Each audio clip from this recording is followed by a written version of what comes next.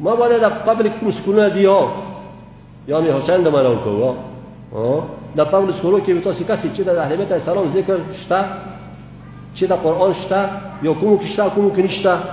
نو مقصد دا اوس کا نیت خالص وي نو که چې در سره یې کوي در سره کار نه کوي کته اهل بیت السلام سره قرآن سره ټچ یې ته غریبي فقيري کامیر یې فار نه کوي تو خدای باندې ګران وي تو باندې غریبان ګران وي ته چې قرآن باندې اهل بیت السلام باندې دا دونه جدا نشو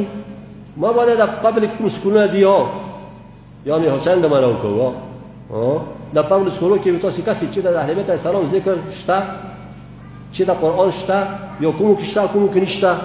هر سړی اول دا سوچي وي هغه والدینو هم څه دا بچی د سکول کې داخل کوم سره کې لنګویج زیات وي د نور شعور کې زیات وي د جواب مو مثلا ملويږي دا غوښنه نه کوي چې داخل قرآن شته اهل بیت السلام شته ذکر شته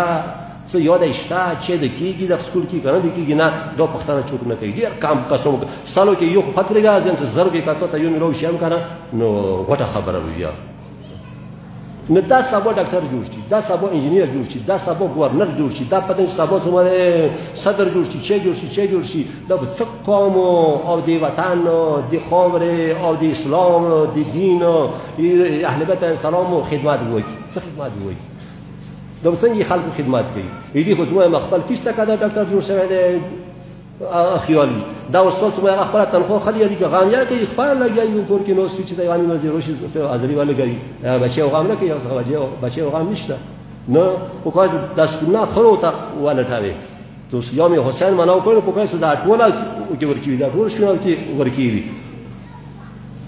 یو صلوات خاتم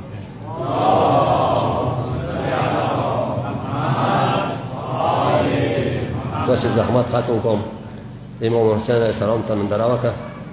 چې دا ټول شونې نظر کیو قرآن نظر کیو دا قرآن مهجور نشي اهل بیت علیه السلام خلقو پویر نشي ز اهل بیت السلام د خلقو باندې پیژندون خپل ځون خلقو باندې پیژندون څه چوکیام